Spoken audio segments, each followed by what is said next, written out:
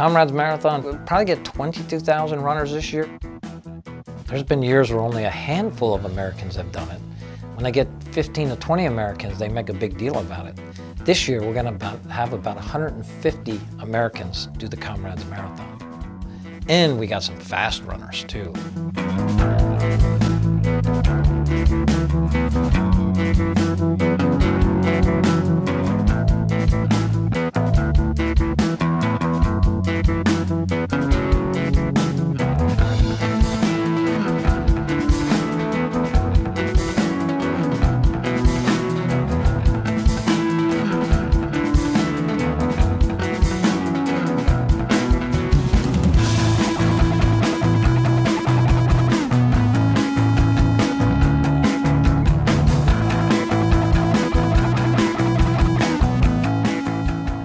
You know, why Comrades now is a really good question.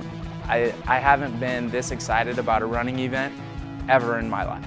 For me as a runner, it's one of those things on your bucket list. Like if you have the opportunity to do Comrades and the ability, then I think you owe it to yourself to try and do it.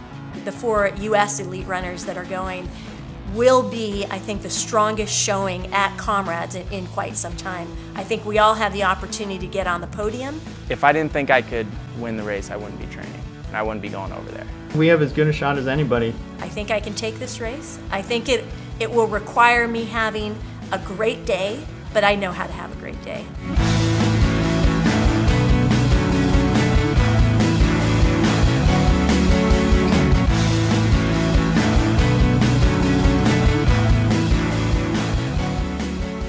Three or 4 years ago, I was running very well on the road, and I'm not now. My road speed is not near what it used to be. I know that Comrades fetches the absolute best of the best of the endurance athletes, the ultra endurance athletes on the planet. I think this is going to be the most fierce competition that I've ever faced, and I plan on being fierce right back. Our program isn't changing a whole lot for this than a typical marathon. We're going to be working different zones. Obviously, I'm not trying to run 5-minute pace. I'm trying to run like 5:45, 5:50 pace. Now, I've studied the course. I've studied almost every inch of this course.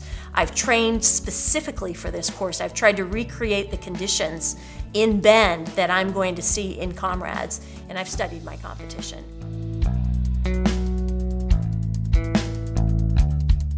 As I get farther along in my running career, I've met almost every goal I've wanted to meet in ultra running, as far as how I place in races. And now I want to do something a little bit different. I love running, but running for running's sake can seem trivial at times. What I'm doing is I'm working with Starfish, who is a charitable organization that was started in 2001 that is focused on going into these communities that have been hardest hit by AIDS. And myself and 17 others have joined forces with Team World Vision to try and get 1,500 kids sponsored in 3 different villages. That's the greater goal here.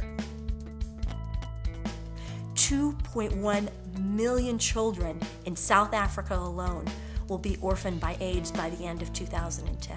HIV and AIDS have taken some of the best people on the planet have died of this. But what's interesting about that is 90% of these children are not HIV positive. They have the opportunity to help turn their country around. I know that if I can win the race, that it'll help get more of these kids sponsored. People need to be educated about the spread of HIV to prevent this. And so this is the reason why I'm running Comrades, is to bring light to this issue. I know that God has given me the ability to run for a reason. And it's not so I can sign a bigger and better contract and get a faster car and all this stuff. It's so that I can use my gifts to help others. And that's the idea.